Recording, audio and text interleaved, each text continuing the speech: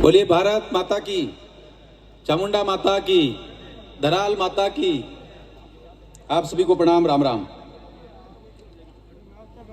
प्रातः स्मरणीय महाराणा प्रताप के जीवन से जुड़े हुए चावण स्थान पर, इस पावन भूमि पर आप सभी का हार्दिक अभिनंदन एवं स्वागत है।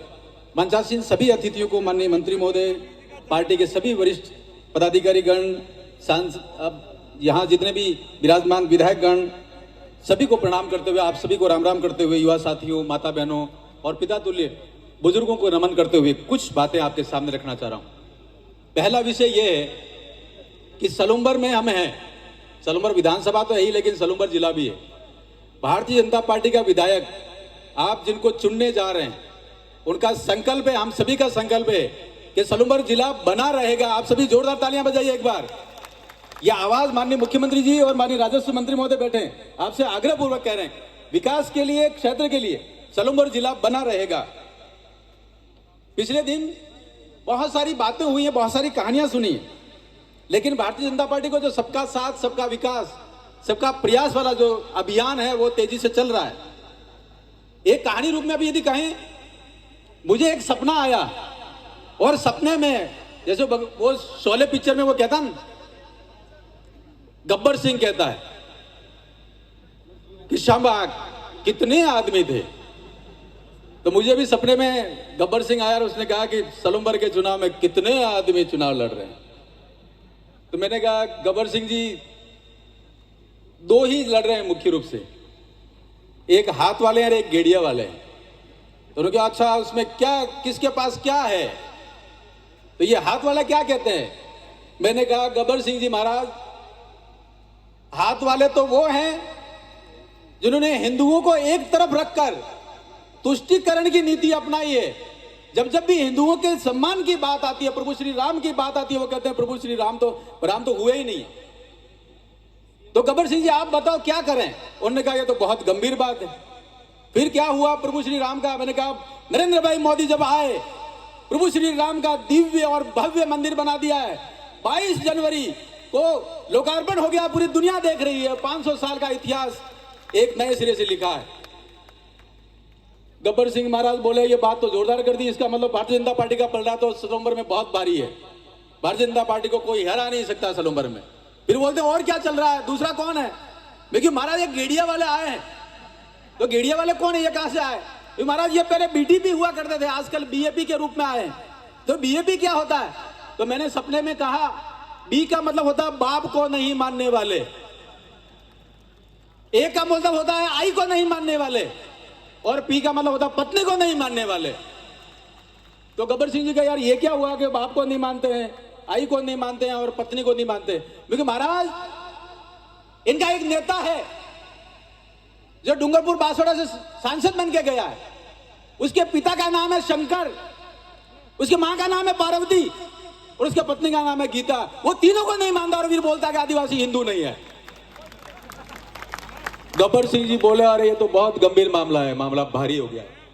इसका मतलब सलूम्बर में भारतीय जनता पार्टी को कोई हरा नहीं सकता, और भारतीय जनता पार्टी 27,187 वोट से जीत रही है। ऐसे मेरे सपने में गब्बर सिंह जी बोल रहे, 27,187, इससे ऊपर ही जाएगा आप सभी के आशीर्वाद से। मैं कहानी सुना रहा हूं, ये बीएपी कौन है? 25 मार्च 2019 झारखंड में एक घटना हुई।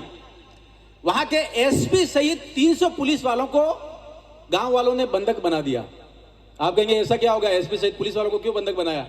उनका यह कहना है, हमने गांव के बाहर एक भाटा गाड़ दिया है, पत्थलगड़ी कहते हैं इसको, और उस आंदोलन को चला रहा था एक प्रोफेसर यूसुफ पूर्ति, और वो ये कहता है कि गांव में जब भाटा गाड़ा है, गांव एक गणराज्य है, गांव के अंदर कोई आ नहीं सकता, ऐसा उन्होंने घोषणा कर रखी है। राष्ट्रपति, प्रधानमंत्री कोई भी आएगा तो पहले गांव वालों से पूछ के आएगा। ये पुलिस वाले बिना पूछे कैसे आ गए? ऐसा करके एक दिन तक एसपी सहित 300 पुलिस वालों को बंधक बना दिया। अब आप बताइए, इन्हीं का बीएपी का एक विधायक थावरचंद मीणा मेवल में एक कार्यक्रम में जाता है और वहां यह कहता है, बीजेपी वाले यदि गांव में आ गए, गांव में घुसने मत देना।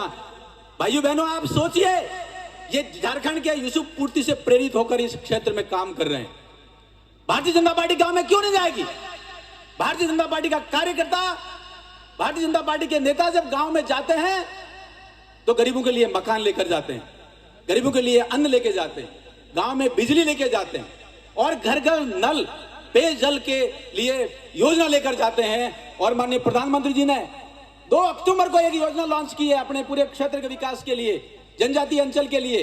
उस योजना का नाम है धरती आबा बिरसा मुंडा जनजातीय ग्राम उन्नत योजना। आप कल्पना कीजिए 80,000 करोड़ की योजना है और वो योजना ये कहती है कि गांव में कोई भी समस्या हो जो अभी तक बची हुई है, सभी समस्याओं का निराकरण करेंगे। भारतीय जनता पार्टी का इतना बड़ा संकल्प है अपने क्षेत्र के विकास के लिए। जब इतना बड़ा अभियान चल रहा है, इतनी बड़ी योजना है, तो बीजेपी वालों को क्या लगता है कि गांव में बीजेपी वाले नहीं आने चाहिए? हम सीना ठोकर ये कहते हैं हम गांव में 1000 बार आएंगे और गांव का विकास करके रहेंगे, तुम रोक नहीं पाओगे बीजेपी वालों। ये सूचना है आपके लिए कितनी बड़ी बात है। माननीय मुख्यमंत्री जी अपने यहां पधार रहे हैं। माननीय मुख्यमंत्री जी जब यहां आएंगे तो और सारी बातें कहेंगे। महत्वपूर्ण यह भी है कि विकसित भारत 2047 का सपना है हर गांव की समस्या का समाधान होना, हर गांव की हर समस्या का समाधान करना है। और भारतीय जनता पार्टी की सरकार, नरेंद्र भाई मोदी की सरकार केंद्र में और राजस्थान में माननीय भजन लाल जी शर्मा साहब की सरकार प्रतिबद्ध है इस बात के लिए कि विकास होकर रहेगा। ऐतिहासिक बजट के माध्यम से आपने देख लिया, ये सारी बातें चल रही। नरेंद्र भाई मोदी की एक योजना है कि आदिवासी अंचल के बच्चे जवाहर नवोदय विद्यालय की तर्ज पर अंग्रेजी माध्यम से पढ़े, तो उसके लिए एक एकलव्य मॉडल स्कूल लागू किया है। आप कल्पना कीजिए कि पूरे देश भर में करीब 1.25 लाख विद्यार्थी इसका लाभ ले रहे हैं। बहुत सारी बातें, बहुत सारी चीजें जो लगातार चल रही हैं, हमें देखना है। माननीय अमृत भाई एक बात कहा करते थे कि भारतीय जनता पार्टी सलूमर में जीत रही है, और कैसे जीत रही है और ये हवा कहां चल रही है। वो कहते थे अरावली से करावली तक, टोडा से ओढ़ा तक, सल्लाड़ा से मल्लाड़ा तक और नटारा से जल्लारा तक और सुरकंडगढ़ा से इंडाली खेड़ा तक हवा चल रही है भारतीय जनता पार्टी की। भारतीय जनता पार्टी जीत रही है। हम सभी का संकल्प है कमल के फूल को ताकत दें। भारतीय जनता पार्टी की उम्मीदवार शांता देवी जी को ताकत दें। कमल के फूल का बटन दबाकर 13 तारीख को भारी बहुमत से जिताएं। इसी से हम इस क्षेत्र की जितने भी समस्या हैं उनकी जितनी भी समस्या उनका समाधान कर पाएंगे और सलूमर जिला बना रहेगा, ऐसा माननीय मुख्यमंत्री जी को आग्रह करते हैं और ये बना रहेगा। हम सभी का संकल्प है। माननीय राजस्व मंत्री जी मंच पर हैं, आप सभी को प्रणाम करते हुए शब्दों को विराम देता हूं। माननीय मुख्यमंत्री जी चावड़ में पधार चुके हैं, उनका हार्दिक स्वागत अभिनंदन करते हुए शब्दों को विराम देता हूं। राम राम, प्रणाम। भारत माता की, भारत माता की। अब मैं हमारे प्रदेश के उपाध्यक्ष और हमारे प्रभारी श्रीमान नाथ सिंह जोधा से निवेदन करूंगा कि हमारा मार्गदर्शन करें। वैसे 2 मिनट के लिए